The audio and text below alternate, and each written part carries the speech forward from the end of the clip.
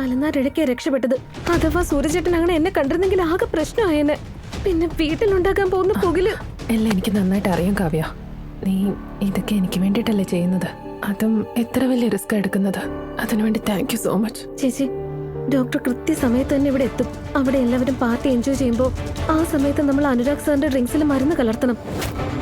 അഥവാ കുറച്ചു നേരത്തേക്ക് അനുരാഗ് സാർ മാറി നിന്നാലും ആരും അതങ്ങനെ ശ്രദ്ധിക്കാൻ പാടില്ല. എന്താ ചെയ്യാൻ പോന്നെ? ഈ മരുന്ന് കാവ്യ, അനുരാഗേട്ടനൊന്നും സംഭവിക്കില്ലല്ലോ? അത്യാവശ്യം മൈൽഡാണ്, ഒന്നും സംഭവിക്കില്ല. ടെസ്റ്റിന് വേണ്ടി സാറിന് ഈ മരുന്ന് കൊടുക്കേണ്ടത് അത്യാവശ്യമാണ്. ചേച്ചി ട്രസ്റ്റ് മീ, ഒന്നും സംഭവിക്കില്ല. പക്ഷെ കാവ്യ, ഇത് ഞാൻ അനുരാഗേട്ടൻ ഇതെങ്ങനെ എങ്ങനെയാ ഞാൻ? അഥവാ സൂര്യചേട്ടൻ പാർട്ടിയിൽ ഇല്ലായിരുന്നെങ്കിൽ ഞാൻ നേരിട്ട് തന്നെ ഇത് ചെയ്യുമായിരുന്നു. പക്ഷെ ഇപ്പോ ചേച്ചി തന്നെ ഈ മരുന്ന് സാറിന്റെ ഡ്രിങ്ക്സിൽ ചേർക്കേണ്ടി വരും. അത് ഇതൊന്ന് സൂക്ഷിച്ചു വെച്ചേക്ക്.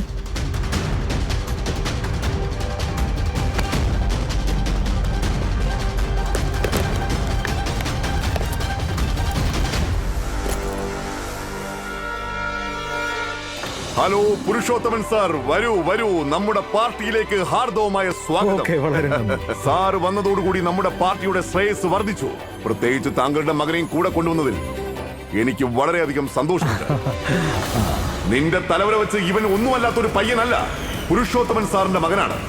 മാത്രമല്ല, നീ ഇവന്റെ ഭാര്യയായിട്ട് തന്നെ ജീവിക്കുകയും വേണം. എനിക്ക് വേണ്ട ഈ വിവാഹം.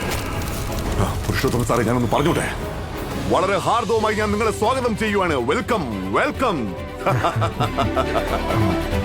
പുരുഷോത്തമൻ സാർ, ഇവനെ സാർ കണ്ടിട്ടുണ്ടാവുമല്ലോ? അതെ, തീർച്ചയായും. പിന്നെ ഒരു പ്രത്യേകത എന്താണെന്ന് വെച്ചാൽ, സാറിനെ സ്വാഗതം ചെയ്യാൻ ഇന്നിവൻ സ്വയം നടന്നാണ് ഇവിടേക്ക് വന്നിട്ടുള്ളത്. എനിക്ക് ഏറ്റവും പ്രിയപ്പെട്ട എന്റെ ഇളയ മകൻ ആരവ്. അനുഗ്രഹം വാങ്ങിക്കുമോനെ. ഏയ്,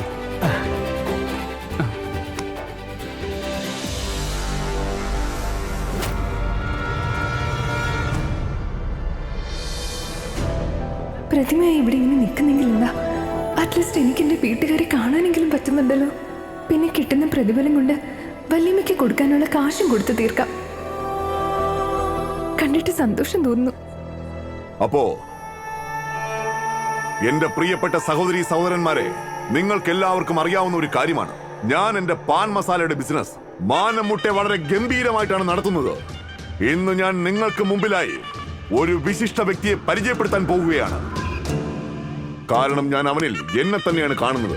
അവനെ കാണുമ്പോഴേക്കും എന്റെ ഉള്ളിൽ ഒരു പ്രതീക്ഷ ഉടലെടുക്കാറുണ്ട്. അതായത് എന്റെ കാലശേഷവും എന്റെ സാമ്രാജ്യം എന്നെക്കാൾ നന്നായി അവൻ മുൻപോട്ട് കൊണ്ടുപോകുന്ന എനിക്ക് പ്രതീക്ഷയുണ്ട്. അവനാണ് എന്റെ പ്രിയപ്പെട്ട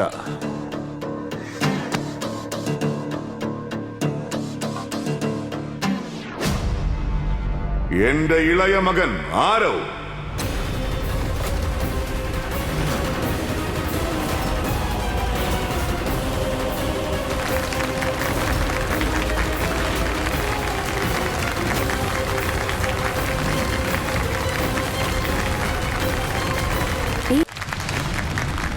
വാ മോനെ, വാ.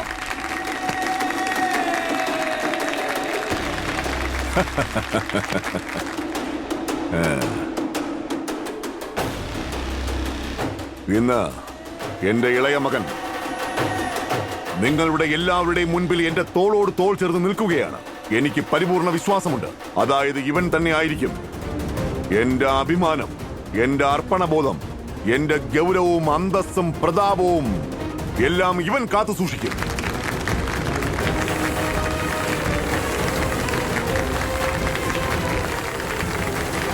നന്നായി വരുന്നുണ്ട്. പിന്നെ നിങ്ങൾക്കെല്ലാവർക്കും അറിയാവുന്നതാണ്, ഇവനാണ് എന്റെ പ്രിയപ്പെട്ട മൂത്ത മകൻ അനുരാഗ്. മോളെ, അടുത്തേക്ക് വരൂ.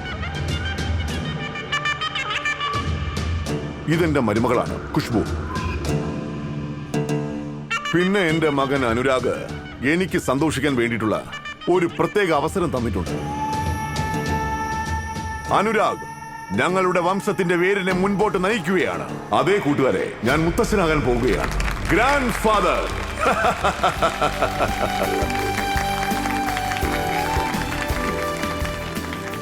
എന്താ?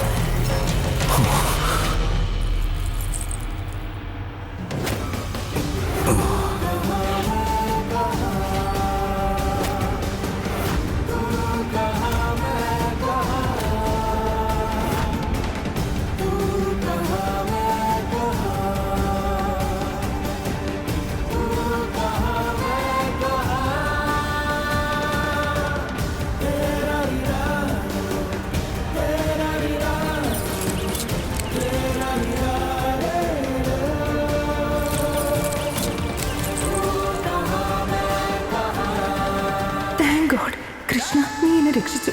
അല്ലെങ്കിൽ ഇവിടെ നിൽക്കുന്ന പ്രതിമയല്ല ഞാനാന്ന് എല്ലാവരും അറിഞ്ഞേനെ. പ്രതിമ വീഴാതിരുന്നത് നന്നായി. ഇതെങ്ങനെ താഴെ വീണ് പൊട്ടിയിരുന്നെങ്കിൽ സാറിന്റെ പാർട്ടി ആകെ കൊളായനെ. എന്നാലും വിചിത്രം തന്നെ, പ്രതിമ അനങ്ങുന്നു. എന്താ നിന്റെ ബാലൻസ് പോയിരിക്കാണോ? മിണ്ടാതെ മണ്ണിൽ കാലുറപ്പിച്ച് നിൽക്കാൻ പറ്റില്ല നിനക്ക്? വന്നപ്പോ തൊട്ട് അങ്ങനെ ഷേക്കായിട്ട് നിൽക്കുക.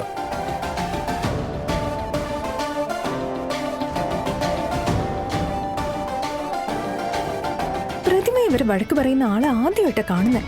ഈ ബ്രഹ്മചാരിക്ക് ഒരു സാധനവും നന്നായിട്ട് ഹാൻഡിൽ ചെയ്യാൻ അറിയില്ല. ഇവിടെ തന്നെ നിൽക്കണം കേട്ടോ,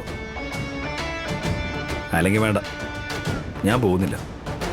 ഇനി അഥവാ വീണ്ടും മറിഞ്ഞെങ്ങാനും വീഴാൻ പോയാലോ, അത് പിന്നെ പണിയാവും. ഇതുപോലെ തന്നെ എപ്പോഴും എന്നെ നിരീക്ഷിച്ചുകൊണ്ടേയിരിക്കും. സ്വസ്ഥമായിട്ടൊന്ന് ശ്വാസം വിടാൻ പോലും സമ്മതിക്കില്ല. പ്രതിമയ്ക്ക് ഇങ്ങനെ കാവലായിട്ട് ആരെങ്കിലും നിൽക്കാറുണ്ടോ? ഓ അത് ശരി, പിന്നല്ലാതെ. സത്യം പറഞ്ഞാൽ നിങ്ങളുടെ പാർട്ടി അതിഗംഭീരം തന്നെയാണ് ഗുലാബ് സർ. അത് പിന്നെ ഗംഭീരം ആകാതിരിക്കോ? ഒരു സമയത്ത് രണ്ട് സന്തോഷങ്ങളല്ലേ വന്നിരിക്കുന്നത്. ഒന്നെന്റെ മൂത്ത മകൻ അച്ഛനാകാൻ പോകുന്നു, പിന്നെ എന്റെ രണ്ടാമത്തെ മകൻ വീൽ ചെയറിൽ നിന്ന് എഴുന്നേറ്റ് സ്വയം നടക്കാൻ തുടങ്ങി. അത് ഗംഭീരം തന്നെ. അപ്പോ രണ്ടു മക്കളുടെയും പേരിൽ ഇത്രയും ഗംഭീരമായൊരു പാർട്ടി. അപ്പൊ സാറിന്റെ മൂന്നാമത്തെ മകളോ? ആ കുട്ടി എവിടെയാ?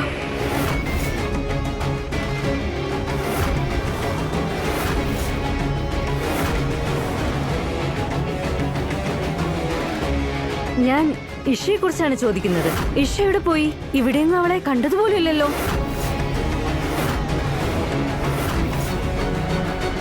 അവൾ എന്നിൽ നിന്നും അകന്നു പോയിരിക്കുക. എന്താ? ഞാൻ പറഞ്ഞത് എന്താണെന്ന് വെച്ചാൽ, എന്നിൽ നിന്നും അകന്നു പോയിരിക്കുകയാണ് വെക്കേഷന് വേണ്ടി. ഓ, ആ.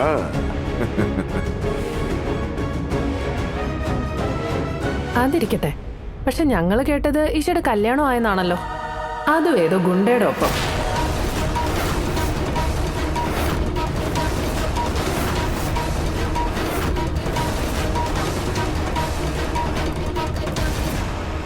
ഗോസിപ്പുകളെ നമ്മൾ വകവയ്ക്കാൻ പാടില്ല. അതിനെ പെരുപ്പിച്ചിട്ട് നമുക്കൊന്നും കിട്ടാനുമില്ല. പക്ഷേ ഒന്നുമില്ല. നിങ്ങൾ പാർട്ടിക്ക് വന്നതല്ലേ, പാർട്ടി എൻജോയ് ചെയ്യൂ. ചിയേഴ്സ്.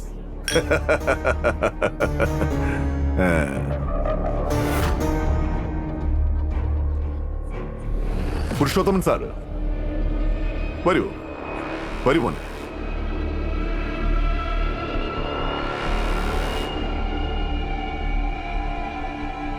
ആളുകളുടെ വായടപ്പിക്കാനായിട്ട് ഒരേ ഒരു വഴിയേ ഉള്ളൂ ഗുലാബ് സിംഗ് സർ. ഇഷയെ വീട്ടിലേക്ക് തിരിച്ചു കൊണ്ടുവരണം. എൻ്റെ മകന് ഇപ്പോഴും അവളെ ഒരുപാട് ഇഷ്ടമാണ്. താങ്കൾക്ക് പാർട്ടി ടിക്കറ്റ് വേണമെന്നല്ലേ പറഞ്ഞിരുന്നത്? ഈഷ അധികം വൈകാതെ തന്നെ തിരിച്ചു വരും പുരുഷോത്തമൻ സാർ. ഞാൻ താങ്കൾക്ക് വാക്ക് തന്നിരിക്കുക. മാത്രമല്ല, ഗുലാബ് സിംഗ് തന്റെ വാക്ക് പാലിക്കാൻ വേണ്ടി ഏതു പരിധിവരെയും പോകും. പുരുഷോത്തമൻ സാർ, ഈഷയുടെ വിവാഹം താങ്കളുടെ മകനുമായിട്ട് മാത്രമേ നടക്കൂ. അതും എത്രയും പെട്ടെന്ന്. Cheers. Cheers. Cheers, മോനെ.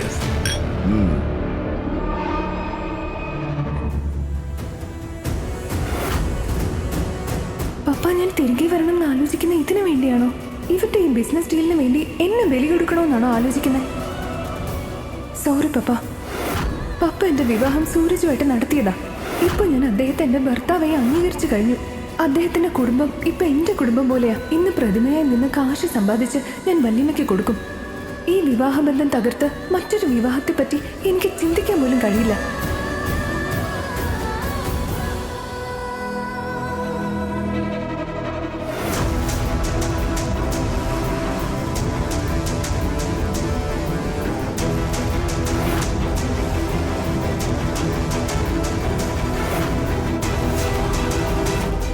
ഞാൻ എങ്ങനെയെങ്കിലും എന്തെങ്കിലും ചെയ്ത് അനുരാഗേട്ടൻ ഈ മരുന്ന് കൊടുത്തേ പറ്റൂ.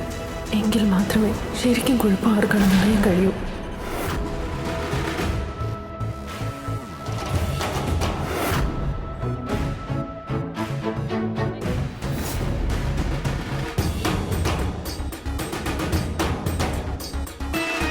മണിക്കൂറുകളോളം ഇതേ പൊസിഷനിൽ നിന്ന് എന്റെ ബോഡി ഷെയ്ക്ക് ആവുക. അതിന്റെ കൂടെ ഈ കുടത്തിന്റെ വെയിറ്റ് എനിക്ക് താങ്ങാനും പറ്റുന്നില്ല.